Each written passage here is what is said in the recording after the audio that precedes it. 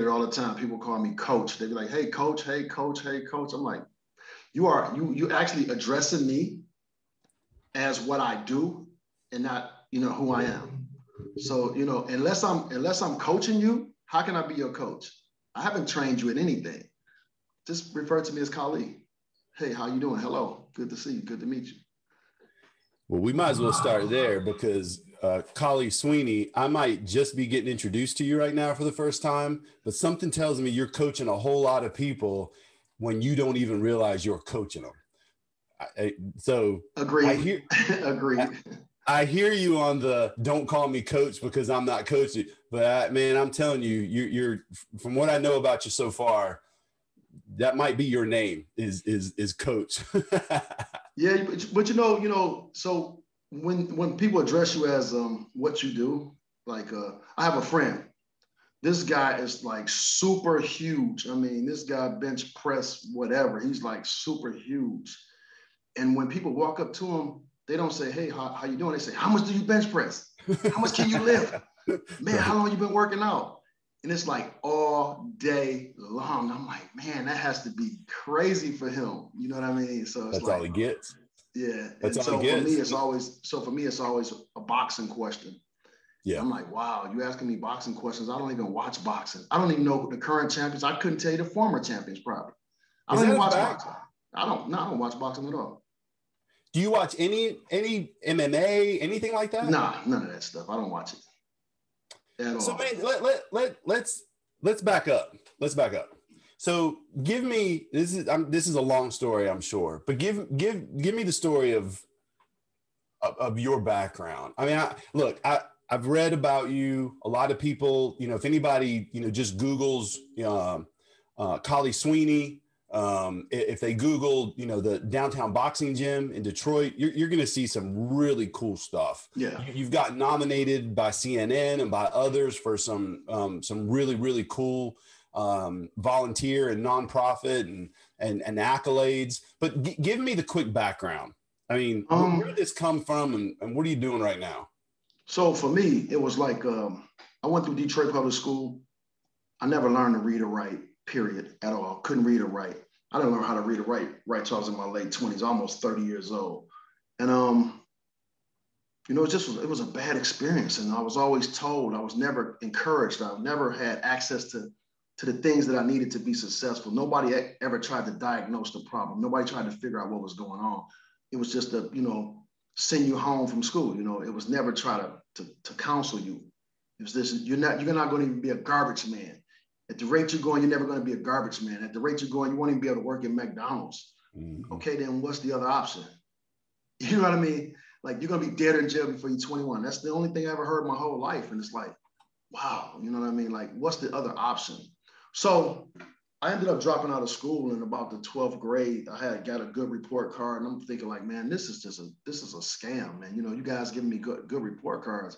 I don't even know you guys. I'm kicked out of school half the year. So how can I even pass to the next grade? You're going to send me to college or something like this? So just to be clear though, you got a good report card. Yeah. And that's when you realized this is a scam. This doesn't work. I was getting good report cards a lot. I mean, I know guys right now to this day. I know kids right now to this day. Kids in Detroit right now to this day who are honor students or on an honor roll, but are reading at a 4th grade level and in the 12th grade. They're about to go off to college, unprepared. And at the time you were in the 12th grade and couldn't read or write. At all, period, at all. Still struggle today because I'm so far behind. So, with that being said, I ended up dropping out of school. I became, I might as well live fast, die young. Because I'm going to die young anyway. I ain't going to make it to 21. So I started living fast and I bought into the narrative that was created for me by adults who didn't really take the time to figure out what was going on. Mm-hmm. And so I fell into that cycle. And I started watching my friends die young. I started watching my friends go to prison. I used to lift weights. I mean, I used to do push-ups every day, getting ready to go to prison. I was like, man, when is it going to be my turn? Dang, I got a little bit older. I missed the juvenile. I said, dang, I'm too old for the juvenile. So I know I'm going straight to the county jail, from the county jail to the state penitentiary. So I'm doing push-ups, trying to get ready because I know I'm gonna have to scrap when I get there.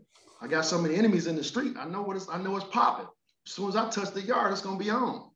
So I was living my life like that, ready to die or go to prison at any second. There was no resources in my neighborhood. And one day my older brother, he popped up in my neighborhood and he was like, man, do you realize, man, that the rest of the world don't live like this? And I had never been anywhere. I never seen anything. I never did anything. You never really been outside of your neighborhood. No, I hadn't. So you know what I mean? That was the whole world to you. I don't know what the world looked like. And I didn't hear him that day. Because I'm surrounded by a lot of guys in the streets that looked up to me as like the guy on the block that not to mess with. And so I'm like, man, what are you talking about? He's like, man, the rest of the world don't live like. He says, no resources in your community.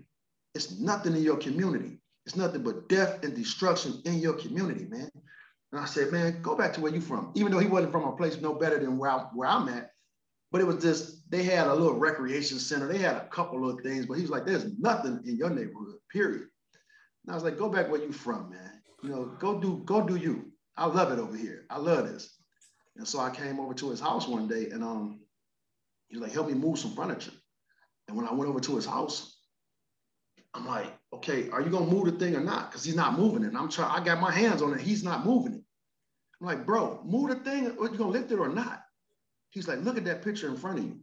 And I look, it's the picture we took in front of my house that night with about my whole neighborhood out there in front of my house and about 8 or 9 of his friends. He just started pointing at that picture like, he's dead, he's dead, he's dead, he's in prison, he's in prison. He got life. He got life. Michigan Most Wanted. Detroit's Most Wanted. Your boy about to be featured next week on America's Most Wanted. He's like, man, don't be the next guy on this picture. And I was like, man, shut up, man. I don't hear that.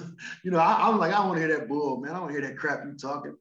And so he kicked me out of his house. He was real mad. I almost cussed just then. But he was real mad, kicked me out of his house or whatever. And I went home and I started thinking about it. Started sitting. I was on my front porch thinking, what is it that I really want to do with my life? What is it that I really want to do? And I remember seeing a thing with Jackie Chan. And Jackie Chan, they asked Jackie Chan, they said, you made $50 million in a movie. And it was basically like nothing to Jackie Chan. He said, I make $50 million every movie, man, in China. They said, well, what do you want to do? He said, I want to learn how to read. He said, I never learned how to read and write. It was just always work and practice Kung Fu.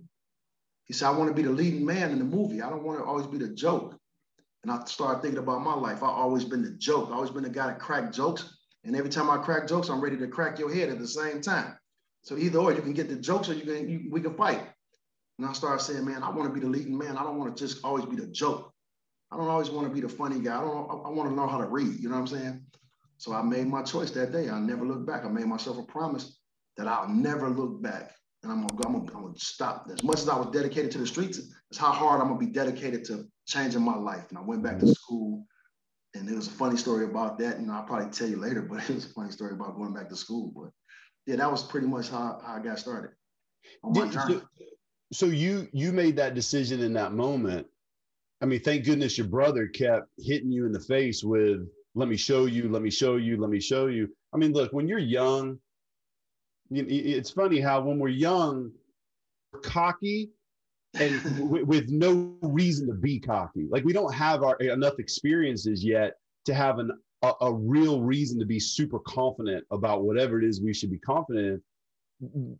But for you to finally hear it, how did the neighborhood treat you? Like when you decided that you were going to focus on yourself a little bit, which means you probably were spending less time with your boys, right? And more time on yourself. So that's a funny story too. You know, when I started running the streets and hanging out with all the thugs or whatever, you know what I mean? I don't even want to call people thugs. It's just everybody was misguided. People didn't have any type of guidance or role models to look up to. So we looked up to each other. And if one of us came up on something, that guy became the man that day and we all emulated him. And so, you know, just a bunch of misguided youth, basically. That's what we were. Not really thugs, just misguided and misunderstood, truthfully, because I found out a lot of those guys that I grew up with couldn't read or write either. And I found out later on in life.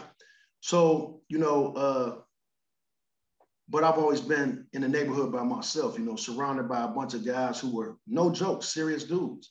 And I had to hold my own. And so, you know, guys knew back then, like, you know, this guy is willing to do what it's going to take to win. You know, I will fight whole families by myself. You know, they'll beat me up, stomp me out, and I'll be right back at their front porch the next day. Let's go again. Let's do it. Let's go. Let's go. And everybody kept thinking about me fighting all the time, that, you know, boxing would be a good thing for me to do because I used to fight all the time. It wasn't that, it was just I couldn't read or write. So I would always act out. I couldn't read or write, but I saw the discipline that came along with boxing. I said, okay, this is where you have to really pay attention, because it was broke down to me that you can, you know, boxing is one of the only sports that you cannot play. You can't play boxing. This will be the only sport that you'll never play. You can't play this sport. You have to be serious. And so I started listening, and I started focusing, and I started controlling myself. You know, I started using the discipline. But the person who taught me, they were like, life had them. You know, they had to pay bills. They had to take care of their family, so it wasn't consistent. So I saw the value in it. So when I decided to do my thing, which is work with the youth, it was easy because I knew the discipline. But all I needed to do now is have the commitment and stay there and be there anytime they need me. Because once a kid open up, you have to continuously be there, because he might not open up again. So, you know. No, what a great point. So when did you get introduced to boxing? Oh man, when I was young, maybe about, I want to say about 12, 13. So that was something you were already doing, even when you were going through high school, figuring out that this wasn't for you, and also clearly the system didn't care anything about you. I wasn't consistently doing it though. I wasn't consistently doing it. I was here or there. You know, this weekend I'll meet them down there. We would meet and we would do it. So it wasn't consistent. You know what I mean? That's one of the things that I pride myself in right now, is being consistent. Because like I said, once a kid open up to you and they ready to listen to your guidance and your wisdom, you have to be consistent. They have to be able to rely on you. You can't be here today and gone tomorrow. So, you know, that's why I said, you know, boxing is a good sport, because first of all, you have to be serious about it. You can't play. So when did the idea or the concept of the downtown boxing gym start? Where did that originate? So I was at work one day. Like I said, I dedicated my life to being serious. I dedicated my life to just being positive and just always trying to improve. I went to school. I got a job. I got 2 jobs. Then I was working on my 3rd job, and I started doing construction. I was doing construction so good, and I was so focused and not playing around, that I was given positions and opportunities to step up and actually really be like a leader in that space. And so I'm doing that. And this guy at work just kept telling me to do something that would get me killed. He was like, you know, I pay you enough money. Go over there by this thing. I'm like, dude, within 10 feet of a transformer, you can get electrocuted and killed. This machine that I'm driving is not insulated. He's like, I pay you enough money, keep doing it. And I was like, man, do I want to die today on this job site for this little $20, $30 an hour that this guy's paying me? Or do I want to do something that's meaningful, that I really believe in? Because at that time, I realized there was so many kids going through the same struggle that I went through as a kid. There was still no resources in my community. There was still nothing happening. There were no positive influences. And I had been thinking about it. I also tried to talk to some of my people that were still left when I was just getting out of the streets. And guys really wasn't hearing me. They couldn't understand me, because it had already been set into their mind, and they were already going down a path. But I was thinking about, man, I need to talk to the younger people. I need to talk to the younger people. And I'm just debating it. When that guy told me to go next to this transformer, I said, you know what, I quit. I let the machine down.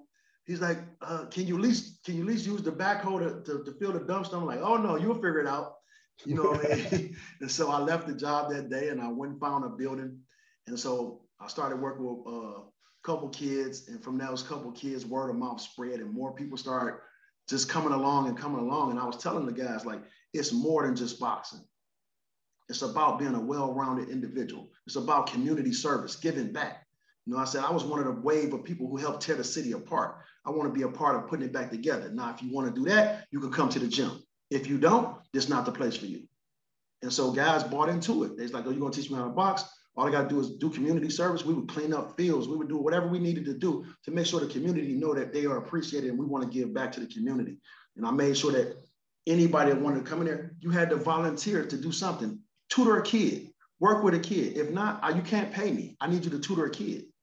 And that's just how it started. Okay, so You are a special dude. And well, wait. I'm sure you don't like people telling you that, but I'm just going to say it. But I want to say that to back up a little bit, because you basically went from, I know I can't do this. I know what the community needs and what I can maybe give back. By the way, giving back to a community that kind of didn't give you much of anything other than your friends that would protect you, but maybe not necessarily take you down a proper path. So you're ready to give back to the community or build it back up. Like you. I love the way you said that. I was part of the group that broke it down. I'm going to be part of the group that now builds it back up. But it couldn't have been that easy, man. You just like, yeah, I went and found a gym. I got some people. We started doing this thing. I know it was harder than that. Oh, no, it was a lot. It was a lot harder than that. I didn't want to get into all of that. But, I was 218, solid muscle. I was eating good. I was living, I never smoked or drank ever in life, period. So I was eating good. I was working out every day. I was, like I said, I was working at that time. It might have been my third job, but I was working, but I was actually living in a hotel because it was hard for me to go back and forth to all these jobs. I just went to a hotel on Van Dyke and just stayed there at the hotel and just went from one job to another, jumping on the bus. Because at that point in time, I didn't even have a car. So I ended up buying me a car and everything, and I got started on it. I got the gym started or whatever. And once I got the gym started, it was like, okay, I don't really have a plan. Wait, hold on. I'm gonna interrupt you. You said I got the gym started. What did you know about getting a gym started? Like, how did you do that? Just that first step, how did you do that? I mean, it's just that I saw the need for it in the community. I saw the need. I mean, I'm the type of guy, like, I took the engine out of cars. I'm not a mechanic, but it went in there somehow. It definitely can come out. I've built houses, what I'm saying? Like, I've built garages and stuff. I'm not a carpenter, but all I have to do is look at the structure and see how it's did. So once I got the building, and that was a little bit different, but once I got the building, I got the thing going, I didn't realize what it was going to actually take. I didn't, to be totally honest. I ended up homeless. I ended up losing everything I had. They stole my car. I went from 218 solid muscle down to about 130 pounds. I used to drive my car so the kids wouldn't see me because I didn't want to be at the gym. I would drive my car, and like the car would, I had a fuel pump issue. And the fuel pump would go out. And so the parents and stuff would see me walking on the freeway in the snow. But I said to myself, if I could sit in these houses when I was in the streets and be in places where I shouldn't be for the wrong reason, for the right reason, I can do this. So I never was scared, because the time to be scared was when I was a kid, when I was sitting out here in these places where I shouldn't be, when I was running with the gas. That's the time I should have been scared. Right now, it's just everything else is like, I've been in the bottom already. This right here doesn't scare me. So I started walking to the gym. And then after that, I slept in it used to be a car that was in the lot. I used to sleep in the car, and the kids would see me. They like, do you live here? Like, man, don't worry about it, man. I'll be here at 3 when you come back from school. So I used to just open the door. So, yeah. That goes back to your comment about consistency. I mean, you started right there when you were showing them, even when you lost 80 pounds and didn't have a car and didn't have a place to live, you were still showing them consistency in showing up. So fast forward for me a little bit. That's where it all starts. Yep. Hell of a story. That's where it starts. What does the downtown boxing gym look like today? So right now, today, I think it's a 27 or even 37,000 square foot building. We upgraded from the little 4,000 square foot building to that. We went from me picking up kids in my car to now we have a fleet of vehicles, 80 passenger bus. And we also have another bus that was donated by a Good Samaritan in the city. We have a whole teaching staff now. It's not just volunteers or me trying to barter with somebody, because I really don't care to train adults. I usually work with the kids in the community. But, back then I used to have to barter with adults like, hey, man, okay, you went to college? You say you went to college? You sure? How was your grade point average? It was good? Okay, I'll train you. If you was an adult, you say, no, I never went to school. I'm like, oh, bro, I can't train you, man. You got to go to one of the gyms, man. Get you a membership somewhere.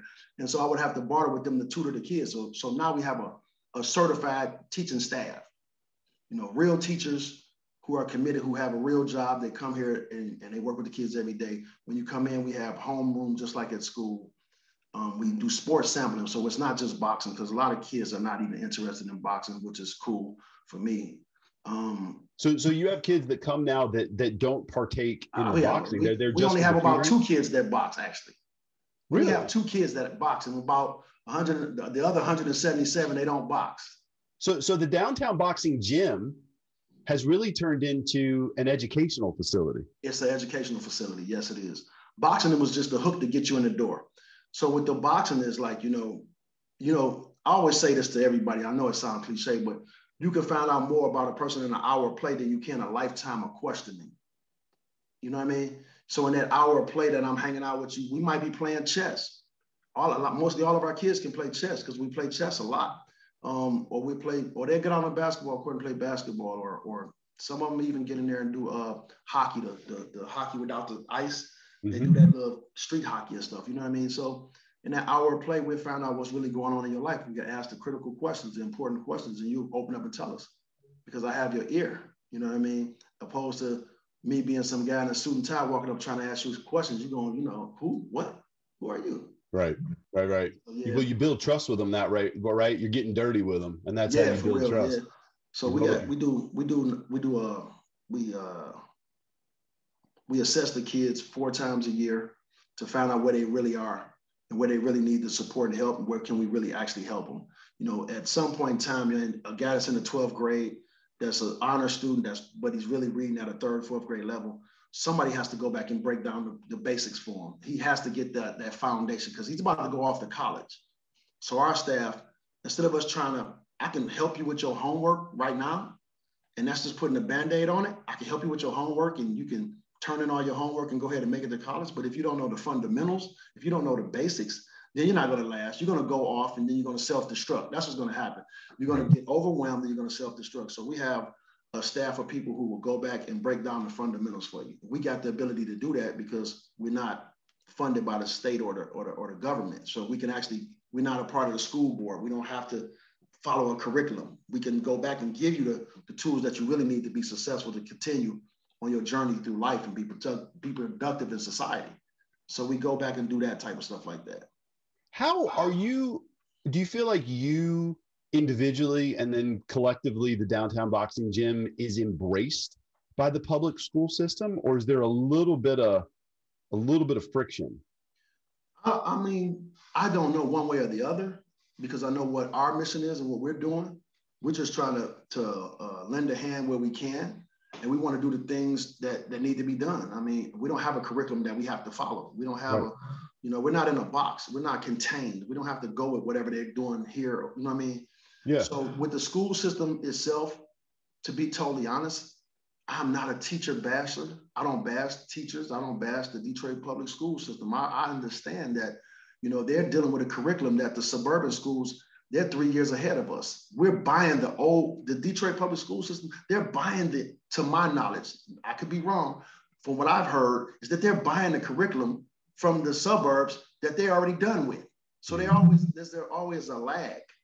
There's always a lag. I had a academic person that was leading our academic team. One of our kids passed the test in the 12th grade.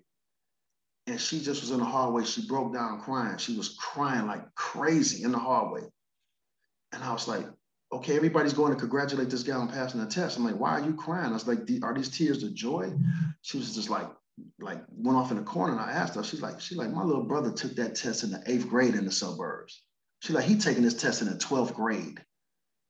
She's like, this is the lag in information. And I was like, wow. I was like, he's about to get ready to go to college. He's not going to be prepared. You graduate from Detroit Public School, you graduate with an 8th grade education at best. At best. Mm-hmm. You graduate from any surrounding suburb, you graduate with a 1st-year college education and you're ready to go. And it's just, and I don't blame the teachers for it because they come there with good intention to do their job. So Detroit Public School teachers and the people that run it, they have good intentions. It's just they don't have the finances. Yeah, no, I mean, that's systemic, right? Like that there's something just broken about the system. Yeah. And the beauty of the beauty of you and people like you is that you saw a gap and you filled that gap. When you so remind me, tell me again, how many students are you currently serving? I think right now we got about 177, and I know we have 1,500 on the waiting list, over 1,500 on the waiting list to get in. How do you decide, and maybe I'm curious in the very beginning, and then also then today, how did you identify who would be the ones that would be allowed in or accepted into the quote program? So this is so funny that you asked that, and I was really thinking about it yesterday about a young lady who is my apprentice right now. She's my apprentice, and I'm ready to take over the business when I decide to retire.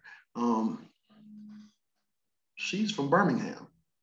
She came from Birmingham, Michigan, from a good school system, and started training in the gym when she was a kid.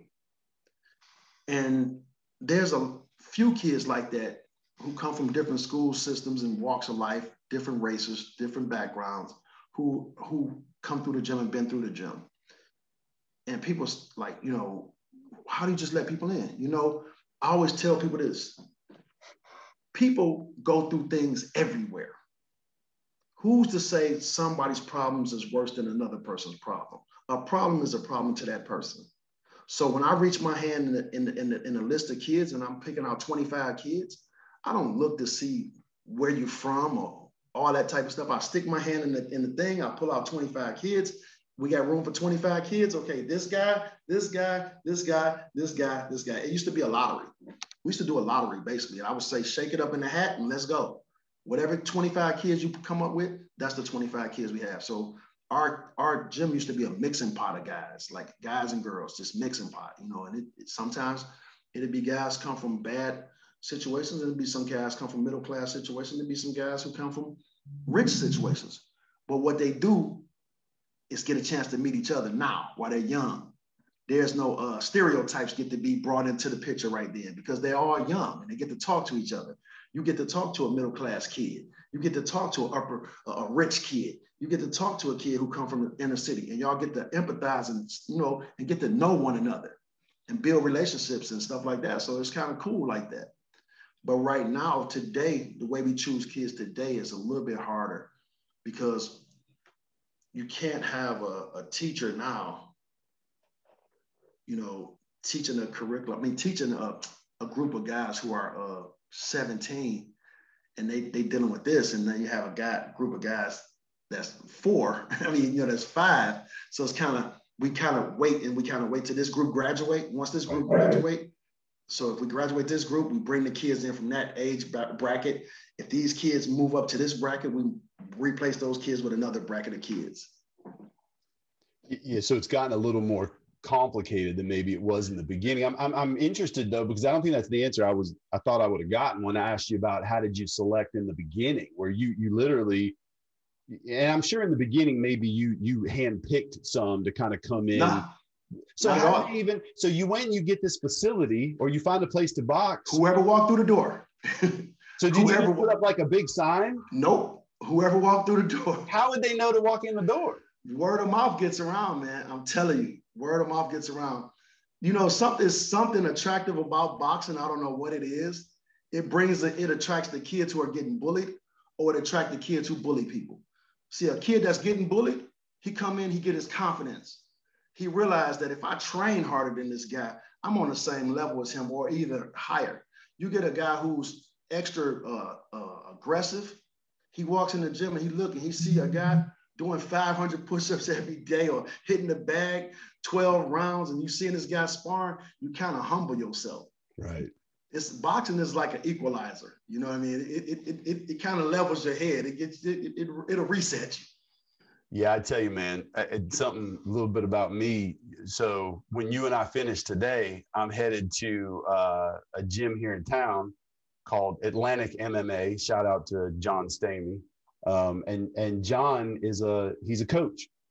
He's younger than me. He and I know each other. He's got an MMA promotion, a company called Fight For It, and trying to build that up locally. But I called him up so I'm pushing 50. I'll be 50 next year. And I had one of those moments, Khali, I bet you have it as well, where we kind of look in the mirror and we take an assessment of ourselves. and in my brain, I still think I can go play ball with the 20-year-olds, but my body won't let me do that anymore. I had never boxed before, but I called John and I said, I want you to train me. And he said, what? I said, I need to do something out of my comfort zone. Like I need to feel like a kid again. I need to be really horrible at something but then watch a little bit of progression and be happy and proud of that progression. You know, and you talk about humbling yourself. Yeah. And I love that you bring in, the bully, who's probably confident for no good reason. Yeah. And then you bring in the one that's been bullied who lacks confidence. Neither one of them have experience. And then you're putting them in that melting pot together. So I know what you mean by boxing being the great equalizer. Yeah. Yeah. I tell you what, man, I came home from one of my first boxing sessions, and I told my wife, I said, not only can I not box, but I'm not sure I can dance anymore, because apparently my feet and my hands don't work together like they used to. I have guys, man, you know, I've had guys throughout the years. I mean, I never really tell this story, but I have guys who like will call the gym and be like, man, I want to box, I want to fight. I'm 30-0 in the streets, I'm this, I'm that. I'm like, man, bro, listen. What you might want to do is learn the basics, you know, go back and, you know, just as guys, like not kids, but like older guys will just call out, or randomly call, and they'll be talking about how tough they are and how much stuff they can do. And I'm like, man, like, have you ever been to a boxing gym? Do you really understand that this is not street fighting? There are mechanics, there are things that are in play that makes a fighter much more stronger than the average street fighter, you know, just by shifting your weight, turning your punches over, you know, having your feet the right distance apart, you know, being able to squat and slip from side to side, you know, and not only that, but having the ability throughout the pain to actually stay focused on the mission and complete a task. Right. You know what I mean? This is my favorite thing that I call the boxing ring. The boxing ring is the lie detector test. See, when you get in the boxing ring, the truth will come out. When you step foot in a boxing ring, the truth will come out. If you have fear, if you have a low tolerance for pain, if you have a lack of focus, if you haven't been training, the truth will come out. That is the ultimate polygraph machine. So when you step in the ring, you better be for real and better be correct in telling the truth. Because when you say you can box, the truth will come out. And isn't that a metaphor for life? I mean, you've had enough life experiences now where you can look back and you found a conduit that connects the wins and the losses in life and in business and in your personal relationships to a sport that for most of us, to your point, the only sport part about it is that somebody else is playing that sport for a real record and for money. But for the vast majority of us, you know, we might spar from time to time, but we're not. I have no record. I have no ranking. But what everything you just said, what a metaphor for life. And it's also, well, let me ask a question. Do you feel like the kids that are coming through that gym, when you're done with them, you can probably almost taste it and feel it, how much more prepared they are for life, forget boxing, than when they walked in the gym when you first met them? So when the kids walk in the gym, I tell all my staff, you know, before I even hire anybody, before you even get hired at the gym, when you're going through the interview process, I ask people, why are you here? What in your life happened that brought you here today? And if it doesn't add up, to the reason why you're here, I can't hire you. You know what I mean? Because these kids depend on you to be your authentic self. You have to be willing to give your testimony and tell your truth. You know, I don't need some guy that's going to come tell me some grandiose story about some craziness. Tell me the life struggles. Tell me what it took you to get to that. You know what I mean? I want you to be authentic. You know, and everybody there, I asked them the story, why are you here? So when the kids see me, I tell them I couldn't read or write. I tell them, man, all my friends went to prison young or died young. I told them that I believed in the narrative, but that wasn't the end of my story. I had to disconnect myself from that and create my own new reality, you know what I mean? And change my life, and then commitment. And so I tell them all the type of struggles and stuff that I went through, you know, the level of commitment. Anything that you want, you have to actually work for. And it pays off a whole lot better than that fast life. That fast life it comes fast and it goes fast. And so, yeah, you know, I see the kids actually benefiting from coming to the program. They really do, because they get the true testimony from people who actually been through it. I've been shot twice. I've been stabbed. You know what I mean? I've been locked up. You know what I mean? So I'm telling you, don't go down that path. You know what I mean? And so when you hear from somebody that actually been through it, not just somebody on the corner telling you that haven't been through it, you know, you don't have to learn like I learned the hard way.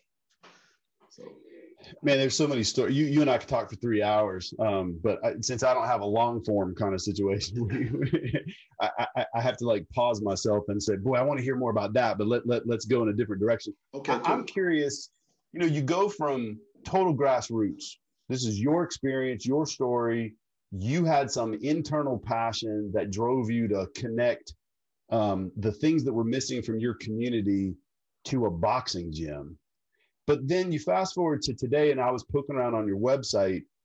Man, you've got a board of directors that is as impressive as most any board I've seen, and the list is long. You don't just have 4 board of directors and 4 advisors. I'm curious, once you really started getting to this world of a nonprofit, where you all of a sudden you had to get serious, right? Probably from a business perspective.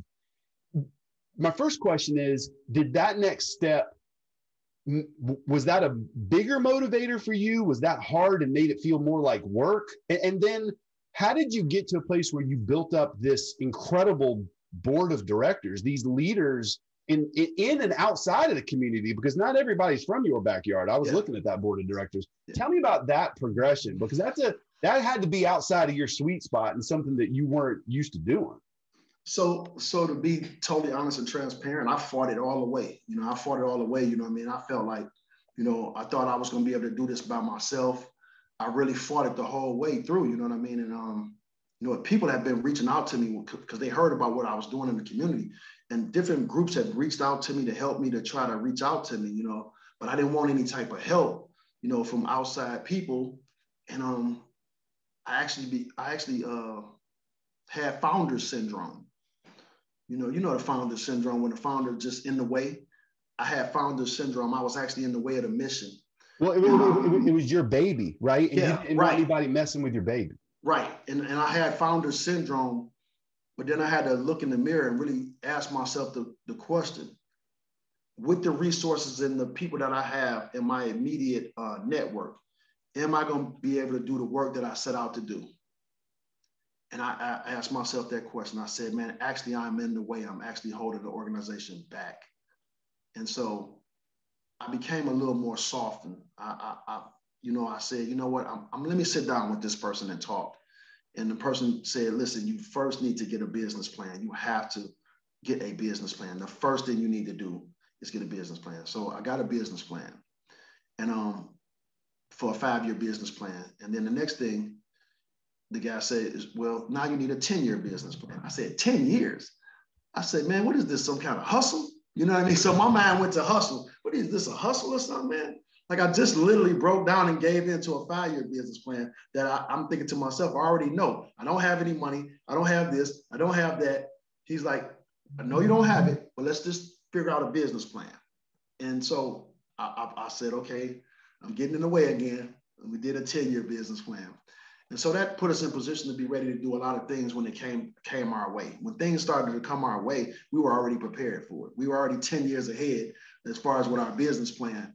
And so with the help of Jessica Hauser, who is like a work fanatic. I mean, I can't tell you how many cold calls she made in the beginning. And she just always followed up with people. She cultivated relationships for over years and years at a time. And she took her time and did it the right way. And she built relationships with a lot of people. And once people walk in the door and see what was going on, it was like, okay, they told their friends and they told their friends. It was the whole process all over again of word of mouth. And it reached the right ears, and the right people came in the community, saw that we were actually doing what we said we were doing. And when you're doing what you say you're doing, people tend to want to help. And so all the lifting that I was doing by myself, a lot more hands made the lift a lot lighter.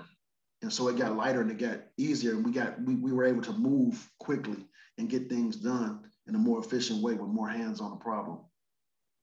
And now you're surrounded by a board of directors. There's a group of people. I mean, honestly, man, I mean, these are people that have built and are running large companies across all different types of industries. I see young, I see older, I see black, I see white, I mean, you've got a heck of a melting pot of experience and ethnicities and ages. I mean, it's a wonderful thing to see. And I'm guessing a lot of these people probably don't box.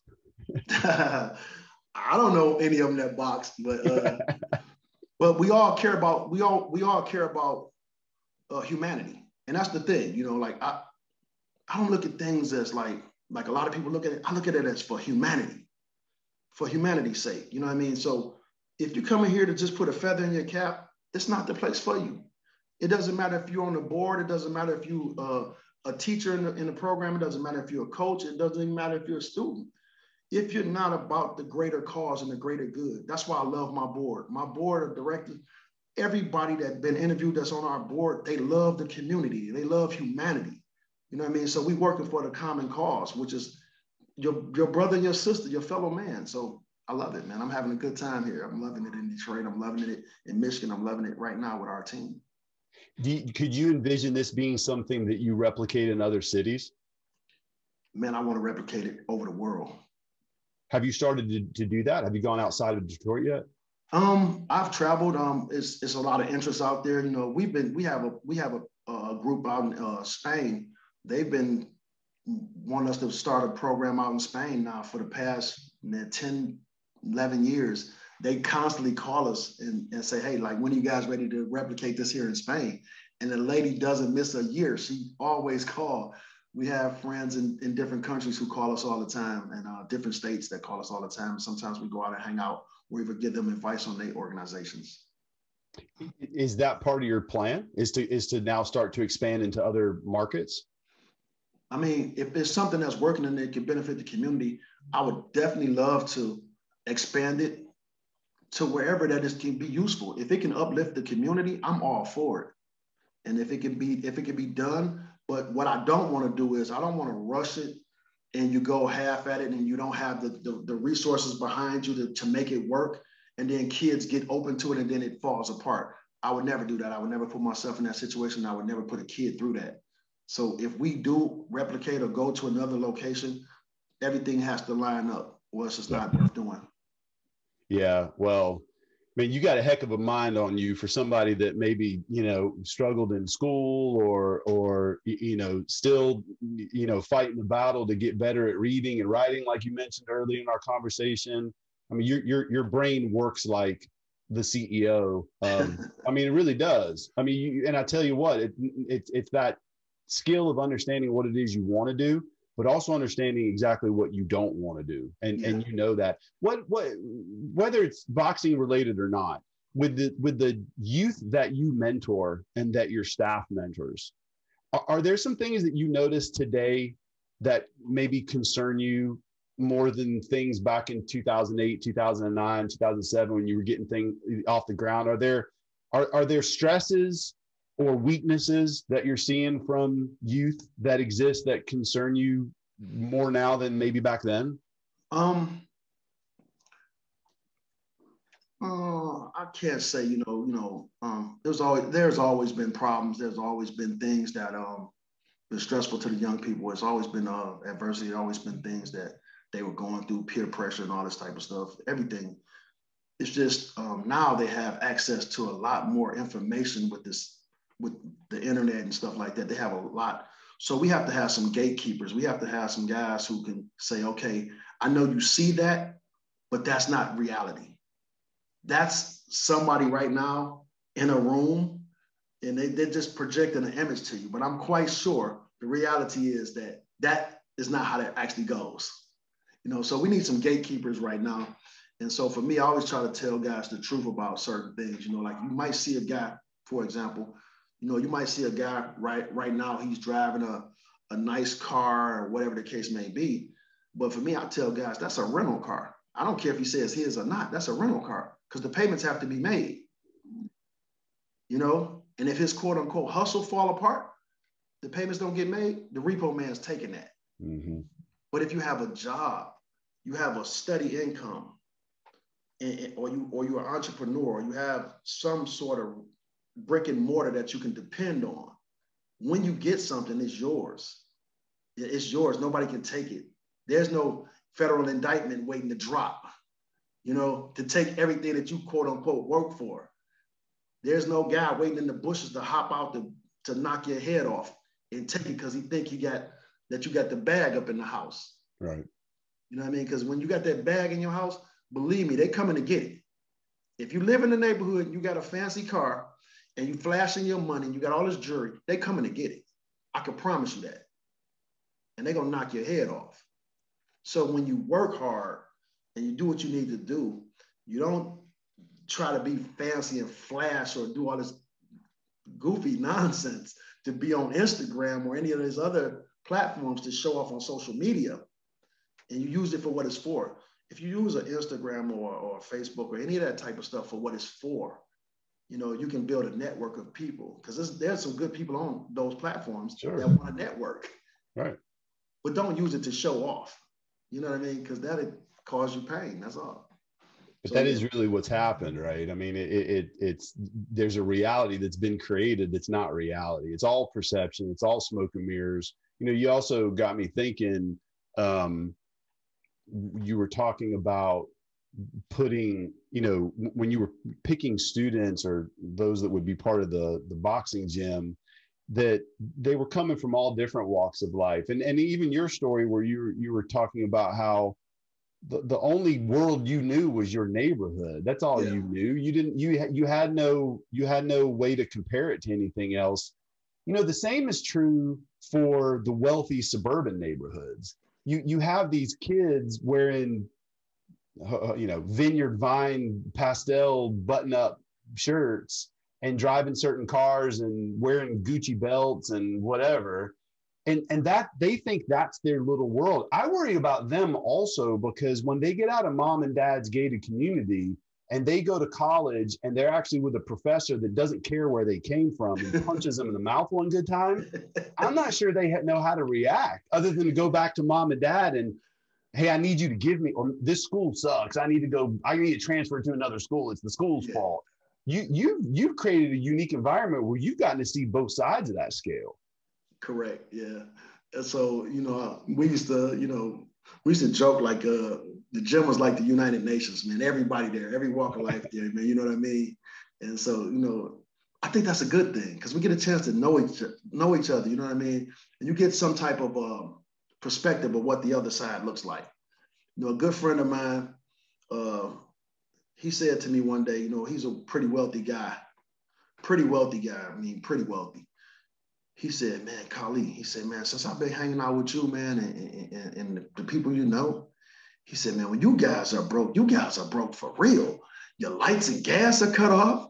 Your cars are getting repoed. He said, man, broke to me is when I'm down to my last 10 million. He said, I'm broke when I'm down to my last 10 million. He's like, man, he patted me on my shoulder. He's like, man, you guys got it rough. I was like, man, I'm glad you had a chance to see that.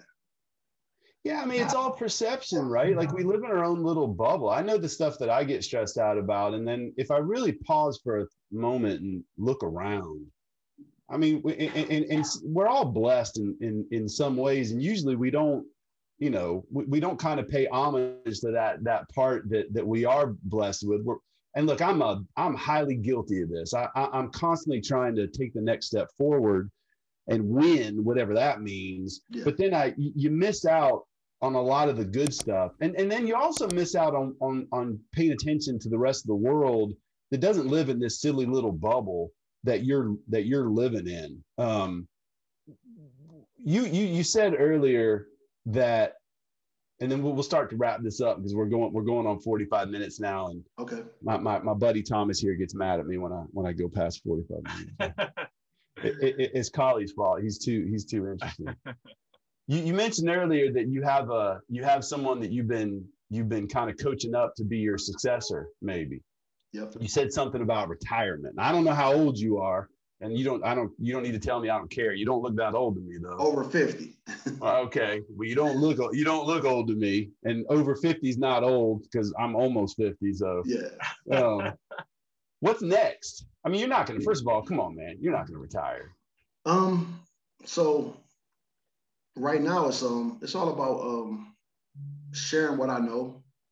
I just want to share what I know with many people as possible. male, female, young, old, whatever. I just want to make sure that if something happens to me, it doesn't just die with me, that the mission can continue. And so I work with my staff constantly.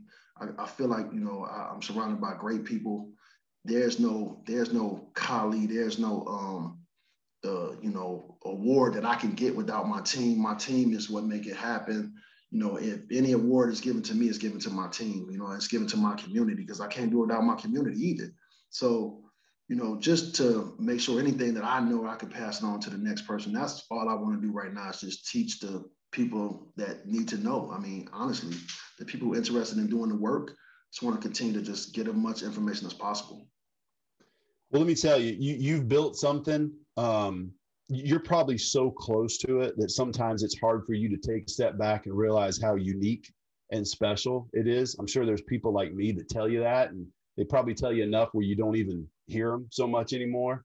But you have, and I think anybody that's listening to this, or people that I will tell about this, we do live in a world that's awfully divisive right now. Whether it's black and white, or if it's religious, or it's socioeconomic, we really kind of huddled up into our own little tribes a little too much. And you've broken that down, at least in your community. And you started doing it back in 2007, when honestly, that was around the time when the world was coming to an end from a financial. I mean, Wall Street was falling apart, and banking was falling apart, and people were losing their jobs. And here you are building something that, you know, I look at where you sit today in the world and in this country, and I think there's a lot of communities that need something like this, my friend. And so, you know, I might be one of the ones writing your name in the ballot box next to president, next time I'm voting for the president. Even if you're not running, I want somebody like you sitting in that house. Thank you. I appreciate it. Well, look, we're going to break, but don't go anywhere, because I want to talk to you offline for just a second. But before we do break, anything else you want to get off your chest, or anything else you want to share? This was a great interview. So it was pretty cool being on this podcast. I kind of liked it. I had fun. No, man, I had fun. I've been excited about this since the day Brian View, one of your board members, told me about you. You know, I always ask those that come onto this podcast that are kind of in the industry, in the space that we support, you know, is there anything that you're working on that you want to share? And he could not wait to tell the story of the downtown boxing gym. And I was sort of like, whoop, hit the pause button. I want to talk about this. Forget you, Brian. I want to talk about this a little bit more. So I'm super grateful and thankful to Brian for getting us introduced. And thanks for you for carving out some time. I know you're super busy, and don't go anywhere yet, but okay. Something tells me I'm going to have you back on this thing at some point. All right, Khali Sweeney. Hey, and if anybody wants to check it out, it's dbgdetroit.org. Yes, sir. Right? Downtown Boxing Gym. So dbgdetroit.org. Go check him out. Check out his video. You want to get motivated today? Watch that. I promise the rest of your day, you'll have a little added juice. So, Khali, thanks, bud. I appreciate having you coming on the walk. Thanks for having me on. All right, bud.